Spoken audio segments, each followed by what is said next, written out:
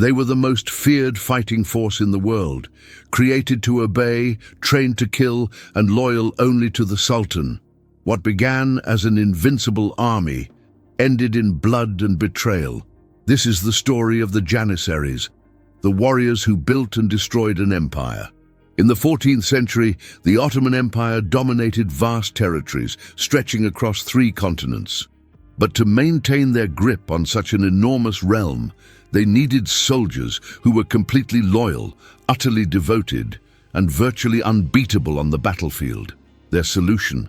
An army of stolen children, converted to Islam and molded into the perfect killing machines.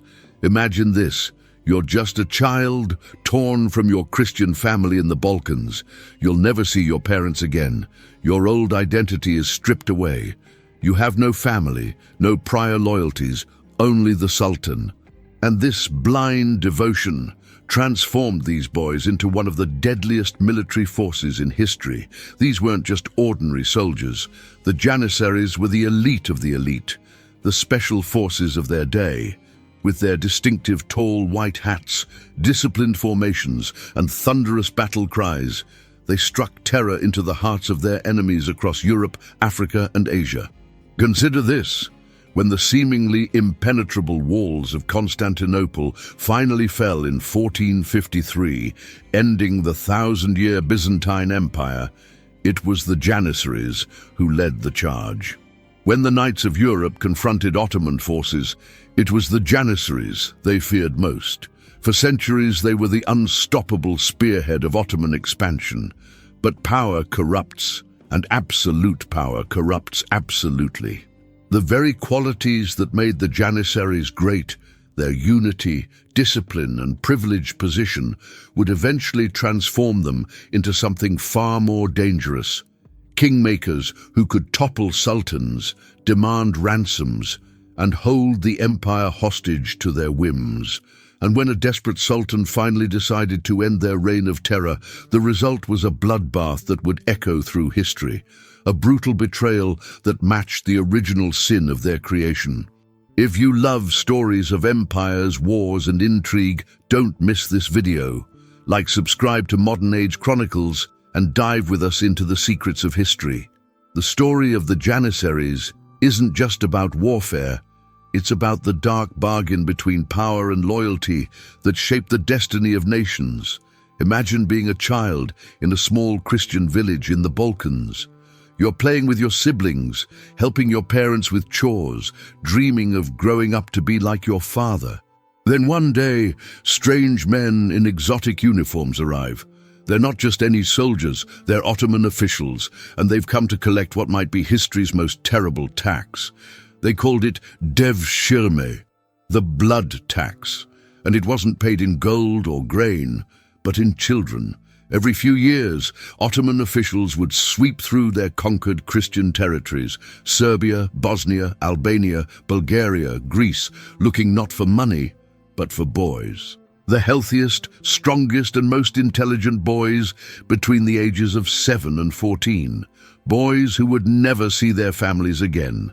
"Give us your sons," the officials would announce to trembling parents. "The Sultan demands it." Think about it. Can you imagine anything more horrifying than watching your child being taken away by foreign soldiers? Mothers would cut their sons' ears, scar their faces, or even hide them in haystacks and cellars. Some desperate parents would even marry off their young boys or have them wear girls' clothing to avoid being taken. But resistance was futile. For every 1,000 boys inspected, perhaps 200 would be selected. Parish registers were consulted to ensure no family could hide their sons, and the punishment for hiding a child: death, not just for the parents, but sometimes for the entire village. These boys, torn from their homes, their faith, their very identities, would be marched hundreds of miles to Constantinople. Many didn't survive the journey. Those who did faced an even more profound transformation. Upon arrival, they would be forcibly converted to Islam. Their Christian names were replaced with Turkish ones. They were forbidden to speak their native language. Every trace of their former identity was systematically erased. You no longer have mothers or fathers, their instructors would tell them. The Sultan is your father now. Islam is your mother. Your family is the core of Janissaries. Some historians try to paint a rosier picture of this system. It was an opportunity, they claim. These peasant boys received education, training, and could rise to the highest positions in the Ottoman Empire. And there's some truth to that. Some Janissaries did indeed climb to incredible heights, becoming generals, admirals, even grand viziers who effectively ruled the empire.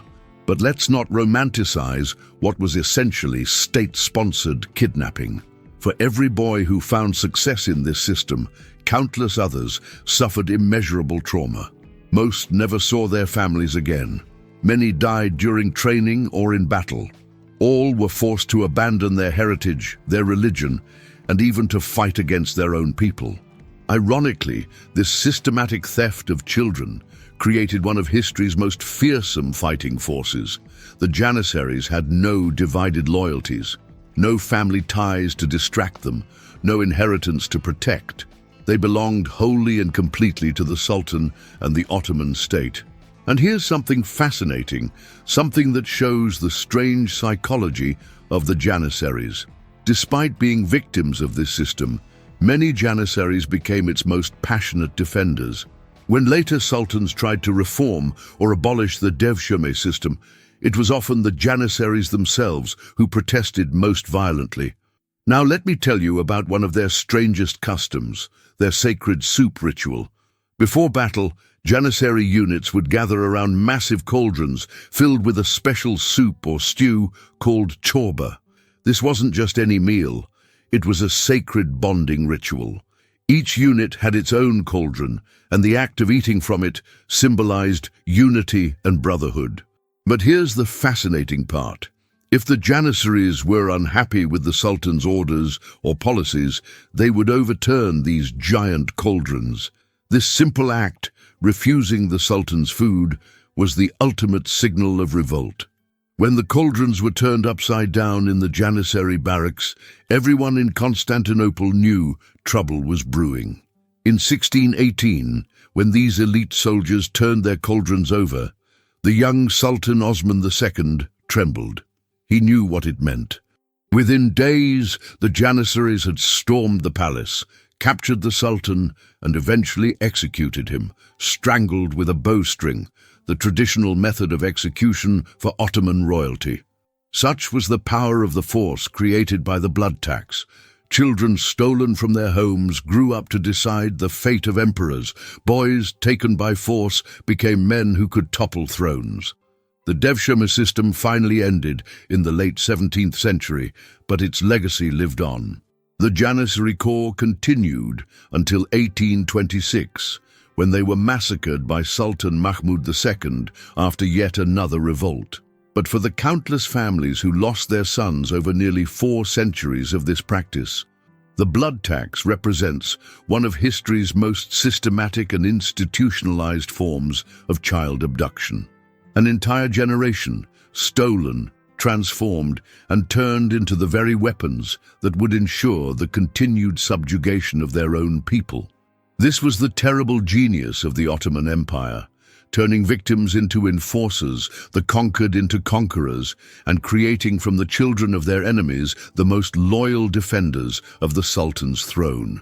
Once torn from their families and marched to Constantinople, the real transformation of these Christian boys began. What followed was perhaps history's most comprehensive and brutal warrior training program, a regimen designed not just to teach fighting skills, but to completely remake human beings from the inside out.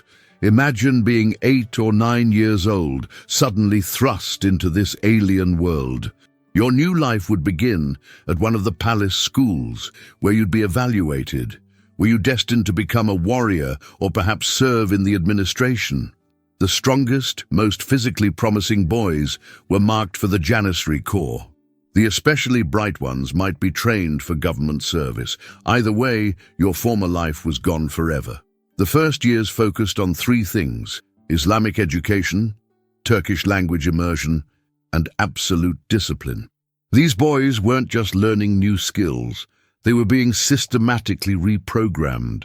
Their Christian names were replaced with Turkish ones. They were forbidden from speaking their native languages. Their heads were shaved, except for a single lock of hair at the back. They wore distinctive uniforms that marked them as property of the Sultan.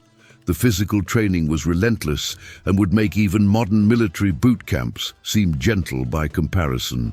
From dawn to dusk, these boys ran, wrestled, practiced with weapons, and built their strength. They learned horseback riding, archery, and the use of firearms. The Ottoman Empire was actually one of the first to widely adopt gunpowder weapons, and the Janissaries became masters of early muskets and cannon. But here's what made their training truly unique. It never stopped. While other armies of the era might train occasionally between farming seasons, the Janissaries trained constantly, year after year. They had no other occupation, no distractions, no alternative life. Soldiering wasn't what they did, it was all they were. And the restrictions on their lives went far beyond most military orders. For centuries, Janissaries were forbidden to marry. They couldn't own significant property. They lived together in barracks, eating from common messes, sleeping in common quarters. Their entire existence was communal, creating bonds between them stronger than family. One fascinating aspect of their training was the emphasis on absolute silence during battle. While other armies charged with war cries and shouted orders, Janissary units moved in eerie silence, communicating with hand signals and musical instruments. Imagine the psychological effect on their enemies, facing not shouting barbarians, but a silent, disciplined killing machine that moved as one body. Their training included strange endurance tests. One such test involved running up steep hills while carrying heavy loads, not just for physical conditioning, but to prove absolute obedience. Another test required them to stand perfectly still for hours, regardless of weather conditions or physical discomfort. The slightest movement would result in punishment, and the punishment was severe. Janissary trainees who failed could be beaten, starved, or expelled from the corps, which was essentially a death sentence for boys who had no family, no connections, and no place in society outside the Sultan's service. An intriguing detail about their training that few people know: they were taught calligraphy alongside killing. Every Janissary, regardless of background, received education in reading, writing, and mathematics. This wasn't just cultural refinement, it was practical. The Ottomans understood that literate soldiers could read maps, calculate artillery trajectories, and maintain supply records. In an age when most European armies consisted largely of illiterate peasants, this gave the Janissaries an enormous advantage. Their unique headgear, the tall white felt hats called bork, had a specific purpose in their psychological training. The front of the hat featured a spoon-shaped ornament representing their connection to the corps, their communal meals, and their absolute dependence on the Sultan for sustenance. It was a constant reminder that every aspect of their existence came from their master. Perhaps most remarkable about the Janissary training was its duration. Unlike modern militaries where basic training might last weeks or months, Janissary training lasted years, sometimes up to 7 years before a recruit was considered fully prepared. By the time they finished, these men had spent more time training for war than most soldiers of other armies would spend actually fighting in their entire careers. The psychological conditioning was just as intense as the physical. These young men were taught to fear nothing but the disappointment of their commanders and the wrath of Allah. Death in battle wasn't something to be feared. It was the highest honor, a direct path to paradise. This wasn't just religious indoctrination, it was psychological engineering, creating soldiers who genuinely did not fear death. When they finally emerged from this training, they weren't just soldiers, they were something else entirely. They were human weapons, utterly loyal, frightfully skilled, and completely dedicated to their corps and sultan. The Islamic world had seen fierce warriors before, but never anything like the disciplined professional killing machines that the Janissary training system produced. Their reputation grew so fearsome that sometimes cities would surrender merely at the news that Janissaries were approaching. Ottoman commanders knew this and would often position Janissary units at the front of their army as it approached an enemy city, not for military advantage, but for psychological warfare. The distinctive tall white hats appearing on the horizon was often enough to break an enemy's will to fight. What emerged from this brutal training system was perhaps the world's first truly professional standing army, men for whom war wasn't a seasonal activity, but a lifelong profession. Men who had no family but their fellow soldiers, no home but their barracks, no purpose but to fight and die at the Sultan's command. The price for this perfect warrior was high. Childhoods destroyed, identities erased, humanity partly sacrificed on the altar of military perfection. But the result was undeniable. A fighting force unlike any the world had seen before, one that would help build one of history's greatest empires and strike terror into the hearts of enemies for centuries to come. Picture yourself as a defender on the walls of Constantinople in 1453. For nearly 2 months, you've withstood the Ottoman siege. The ancient walls, built over 1,000 years earlier by Emperor Theodosius, have repelled every attack. These walls had turned back armies for centuries. They were thought to be impenetrable.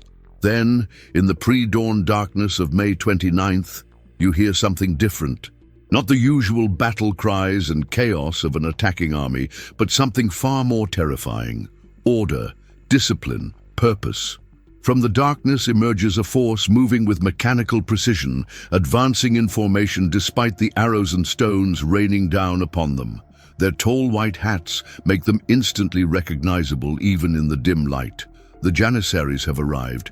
This was how empires fell, not to barbarian hordes, but to the most disciplined fighting force of the medieval world. When the Janissaries entered battle, they brought with them revolutionary tactics and technologies. While European armies still relied heavily on knights and traditional fighting methods, the Janissaries embraced gunpowder weapons early and enthusiastically. They weren't just skilled with early firearms, they helped pioneer their use in organized warfare. Their battlefield formation was a marvel of military engineering. Picture this. The front rank would fire their matchlock muskets, then kneel to reload while the rank behind them fired.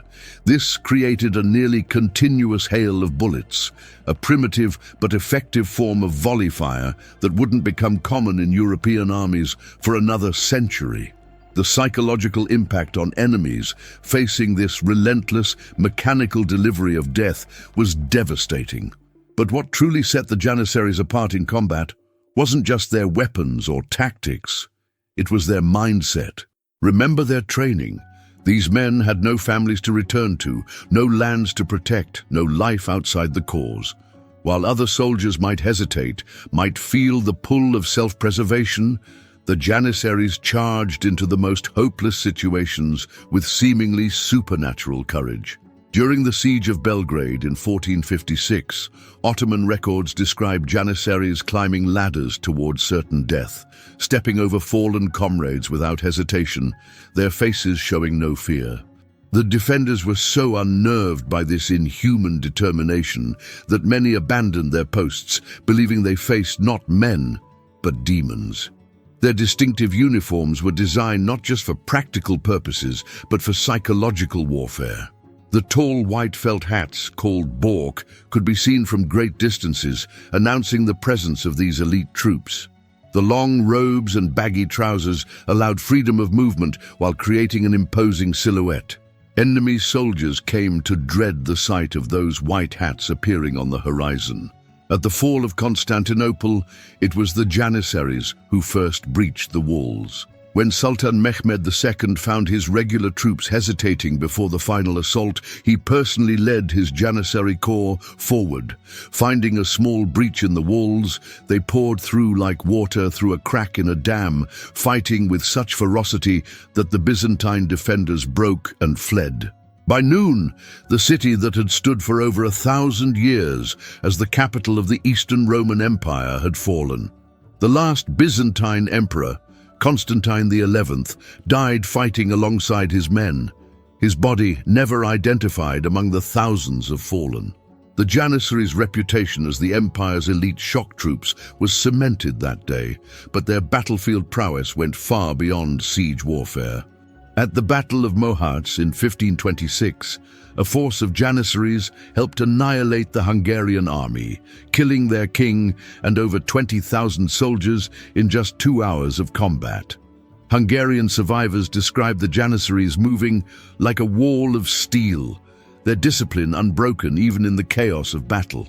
What many don't realize is that Janissaries weren't just infantry. Some specialized as artillerymen, becoming among Europe's most skilled operators of cannon and mortars. Ottoman siege guns, often manned by Janissary specialists, were the most advanced and powerful in the world during the 15th and 16th centuries. At the Siege of Rhodes in 1522, Janissary gunners used massive cannons firing stone balls weighing over 300 pounds to pulverize the Knights Hospital's fortifications.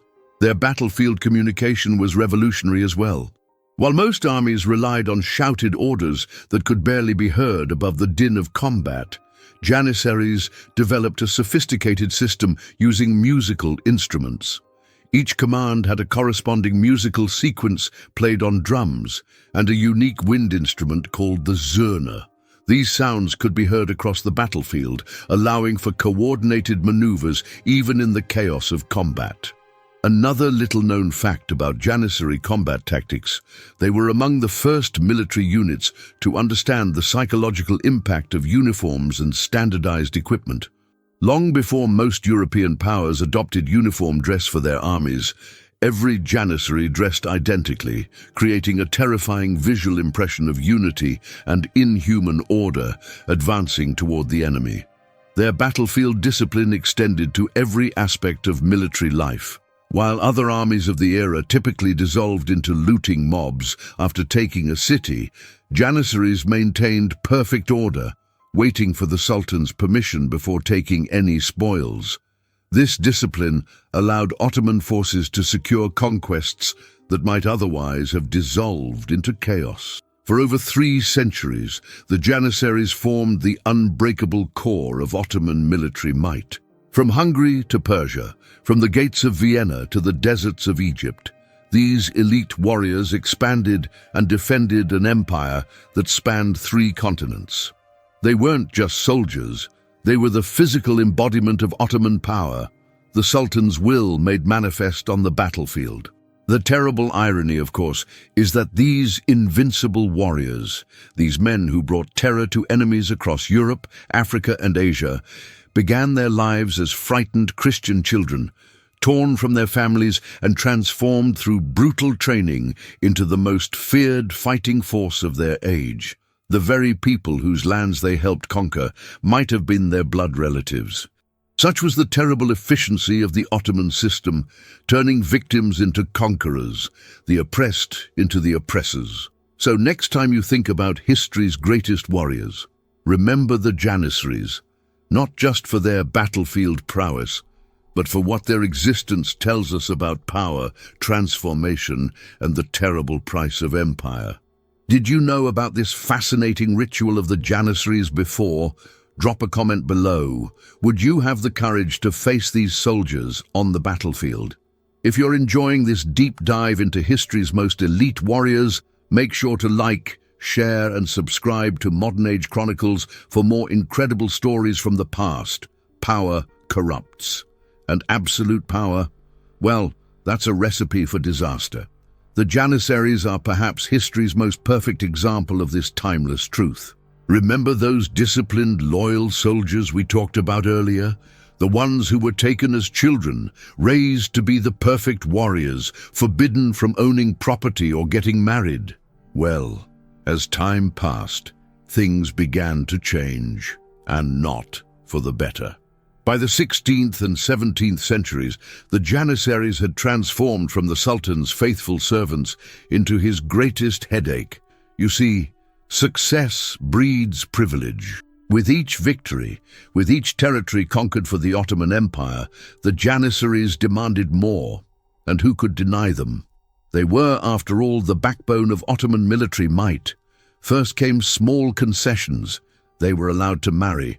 Then they could have children and pass down their prestigious positions to their sons. Soon, they were permitted to own businesses and property. The very restrictions that had made them such effective warriors, their isolation from society, their singular focus on warfare, were slowly chipped away. And here's where it gets interesting. They didn't just become wealthy, they became politically powerful. The Janissaries realized something critical. They weren't just soldiers anymore, they were kingmakers. In 1622, the Janissaries showed just how dangerous they had become. Angry about economic policies and feeling disrespected, they stormed the palace, dragged the young Sultan Osman II from his chambers, and imprisoned him in the notorious Seven Towers prison. Days later, he was strangled to death. He was just 17 years old. Think about that for a moment. The very force created to protect the Sultan had murdered him. The servant had become the master.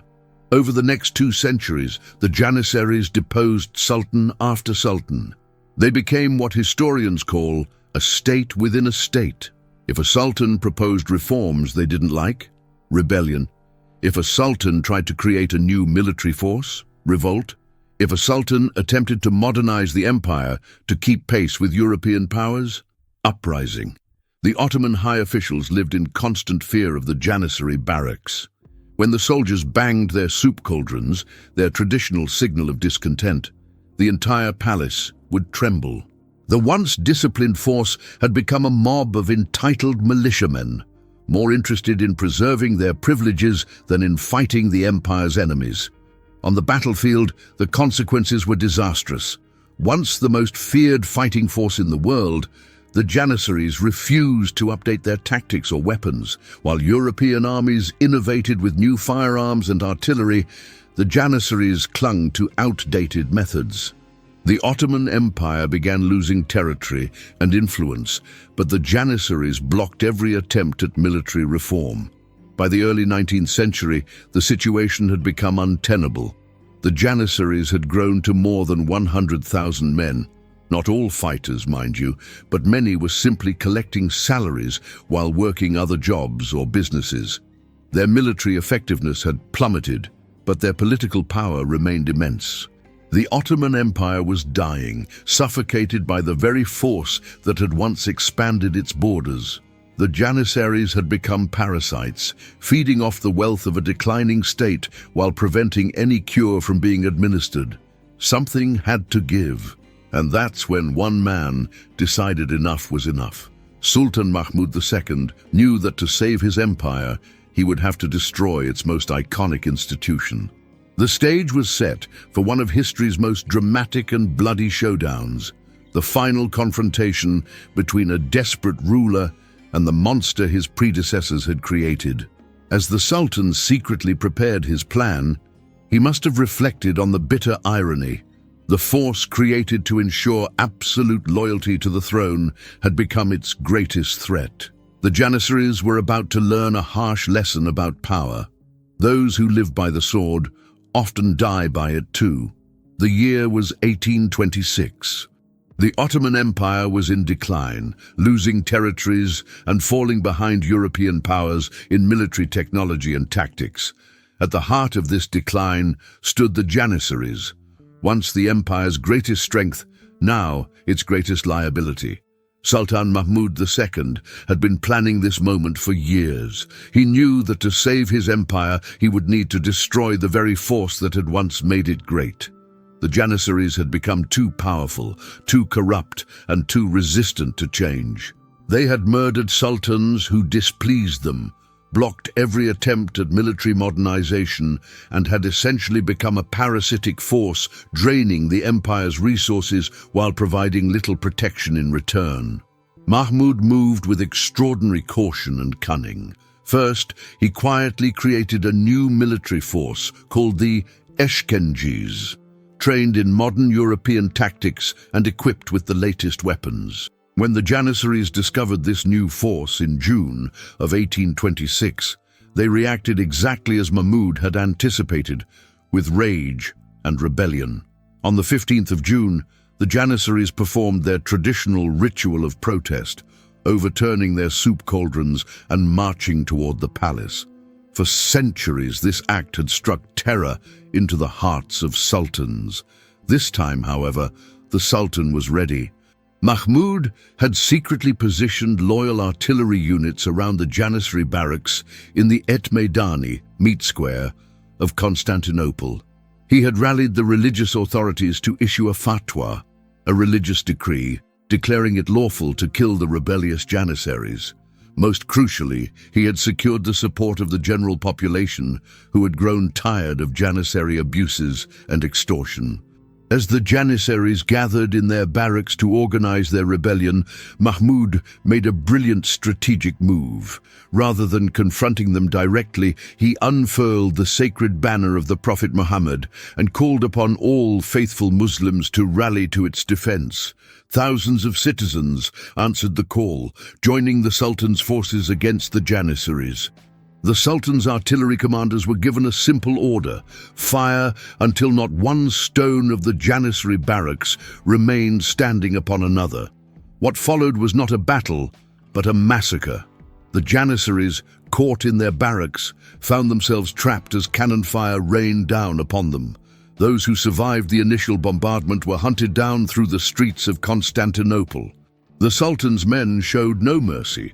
After all, they were executing not just men, but a system that had strangled the empire for too long. The slaughter continued for days. Historians estimate that somewhere between 6,000 and 10,000 Janissaries were killed in what came to be known as the Auspicious Incident. Those who survived the initial massacre were hunted down throughout the empire in the following weeks. Some fled to distant provinces, others disguised themselves and disappeared into civilian life, but the organized force of the Janissaries was utterly destroyed. Mahmud didn't stop at killing the men. He erased their very existence from Ottoman society. The Janissary Corps was officially abolished. Their barracks were demolished. Their distinctive uniforms and symbols were banned. Even their unique military music, once the pride of Ottoman ceremonies, was prohibited. The Bektashi Sufi order, which had served as the spiritual foundation of the Janissary Corps, was outlawed and its lodges closed. In a symbolic gesture that signaled the finality of his action, Mahmud ordered the Janissary music instruments, their drums, fifes and zurnas, to be destroyed. The silence of these instruments represented the silencing of a force that had dominated Ottoman politics and military affairs for over 400 years. There's a particularly chilling detail from this massacre that few historians discuss. As the Janissaries realized they were trapped and doomed, many allegedly shouted not curses at the Sultan, but expressions of disbelief. "Is this how the Sultan repays centuries of service?" they cried. Even in their final moments, many couldn't comprehend that the symbiotic relationship between Sultan and Janissary had finally, irrevocably broken. The aftermath was swift and comprehensive.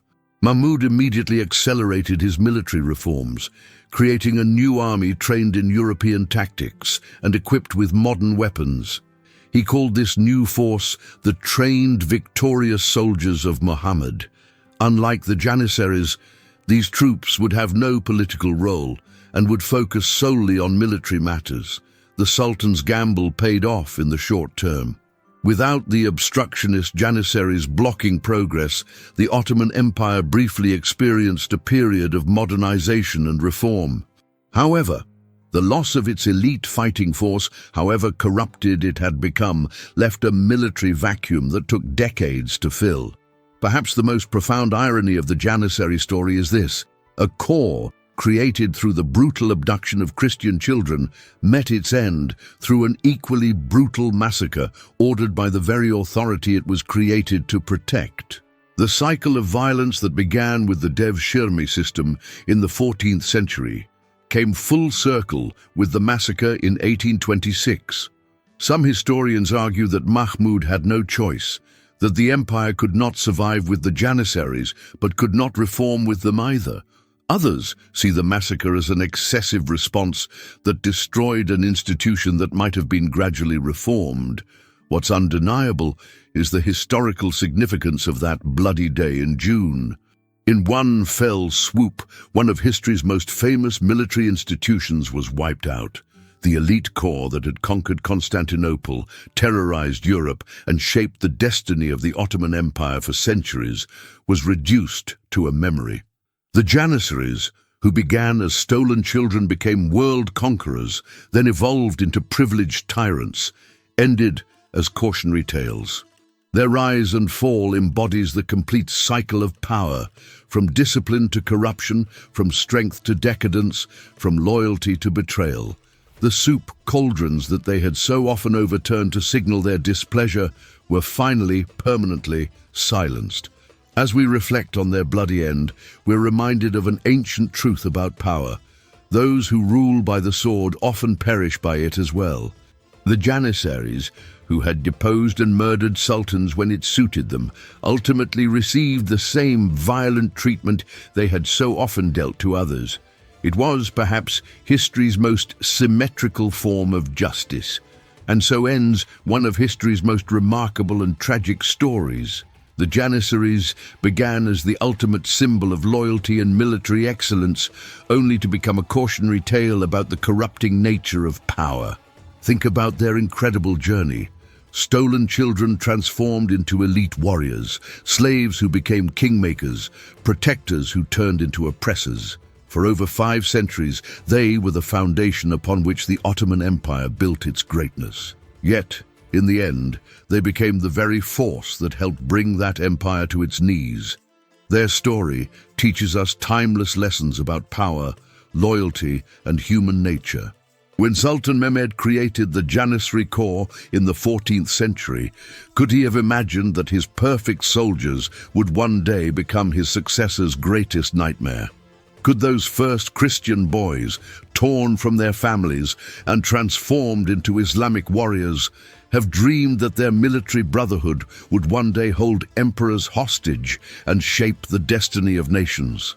The Janissaries remind us that even the mightiest can fall, that the most loyal can betray, and that power, especially absolute power, has a way of corrupting even the most disciplined souls. They rose higher than any military force of their age, only to crash more spectacularly than any before them. Perhaps the most profound lesson from their story is this: institutions, no matter how perfect they seem at their creation, must evolve or die. The Janissaries' refusal to change, their desperate clinging to outdated privileges and methods, sealed their fate just as surely as Sultan Mahmud's cannons in 1826. Today, when you walk the streets of modern Istanbul, you can still find traces of the Janissaries' legacy in the architecture they helped build, in the traditions they left behind, and in the cautionary tales still told about power and corruption. Their story continues to fascinate us because it contains everything that makes history compelling: triumph and tragedy, loyalty and betrayal, innovation and stagnation, rise and fall. If you've enjoyed this journey through one of history's most fascinating military organizations, you know what to do. Smash that like button, share this video with your history-loving friends, and subscribe to Modern Age Chronicles. We've got plenty more amazing stories coming your way, from ancient empires to medieval mysteries, from legendary battles to forgotten heroes. And remember, power corrupts, but knowledge enlightens. Keep exploring, keep questioning, and keep learning from history's greatest lessons. Until next time, this is Modern Age Chronicles, bringing the past to life, one story at a time.